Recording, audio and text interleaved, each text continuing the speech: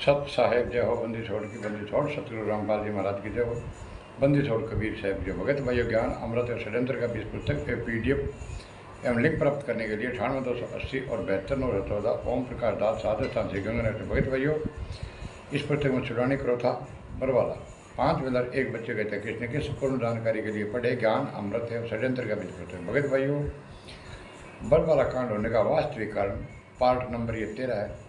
मैंने आपको part number 12 में तो बता दिया था, इन गुंडों ने कोर्ट की अवमानना करवाई थी भगत भाइयों, और संत रामपाल जी महाराज को इन गुंडों ने हाईजेक कर लिया था और एक कमरे में बंद कर दिया था भगत भाइयों, और आगे इन गुंडों ने ब्लैक कमांडो लगा दिए थे और प्रशासन का इन गुंडों ने सामना करवा दिया था। इसलिए संत रामपाल जी महाराज इन गुंडों ने 5 मिनट एक बच्चे की हत्या करके और संत रामपाल जी के खिलाफ बयान दे करके और डबल आजीवन कारावास करवा दिया। अब अपने में पार्ट नंबर 12 बरवाला कांड होने का वास्तविक कारण क्या है, इसको वो थोड़ा अपने चर्चा और कर लेते हैं। ये बात पूर्ण हकीकत है कि संत रामपाल जी महाराज के दर्शन या चेहरा 7/11/2014 दिनांक 18-19 नवंबर 2014 तक आश्रम लाखों पच्चीस भक्तों ने नहीं देखा भगत भाइयों।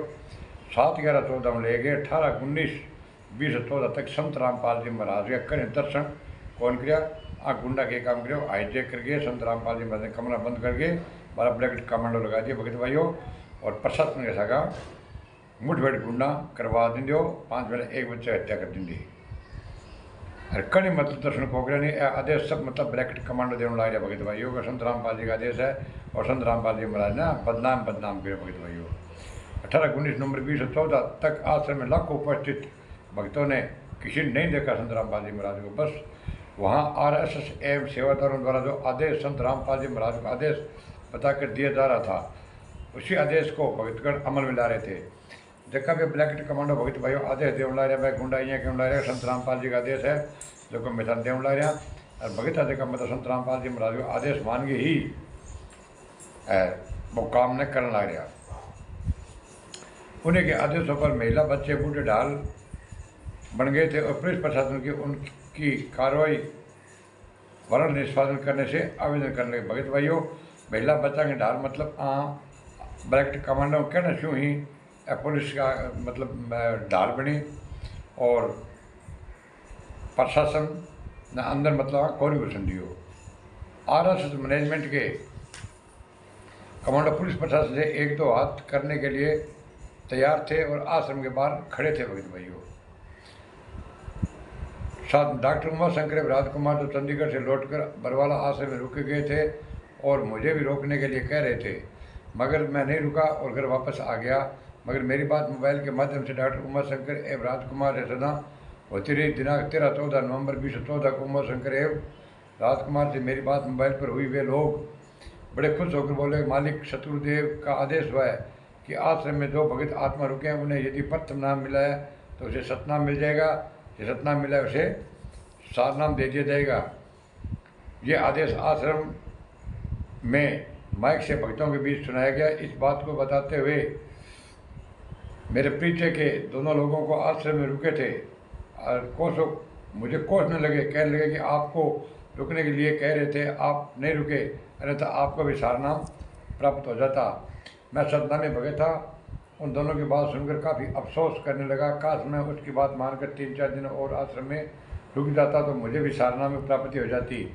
सारनाम तो वहाँ नहीं मिल रहे थे भगत भाइयों, वहाँ पर डंडे लठ मिल रहे थे भगत भाइयों।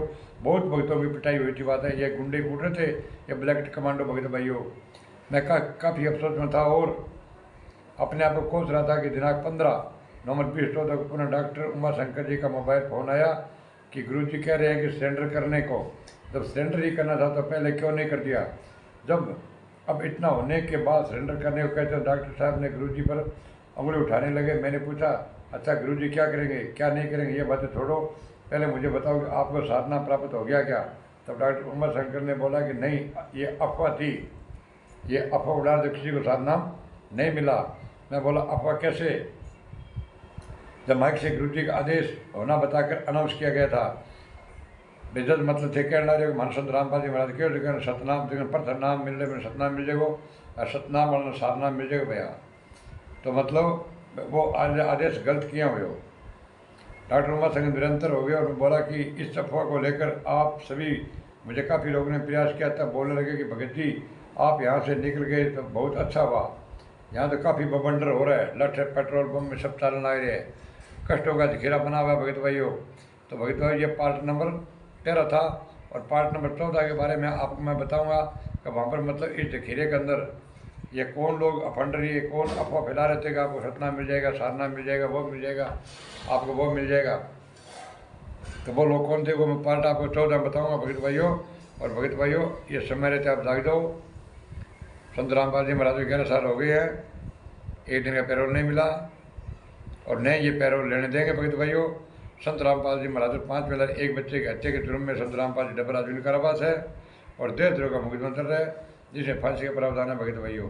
और ये फांसी करवा देंगे भगत भाइयों, इसमें कोई दो राय नहीं है। देख लेना, बातें बोल देंगे गुरु जी की ऑडियो आ गई है कि मैं सतलोक जा रहा हूँ, क्योंकि आप मतलब ऑडियो वीडियो पर विश्वास करते भगत भाइयों।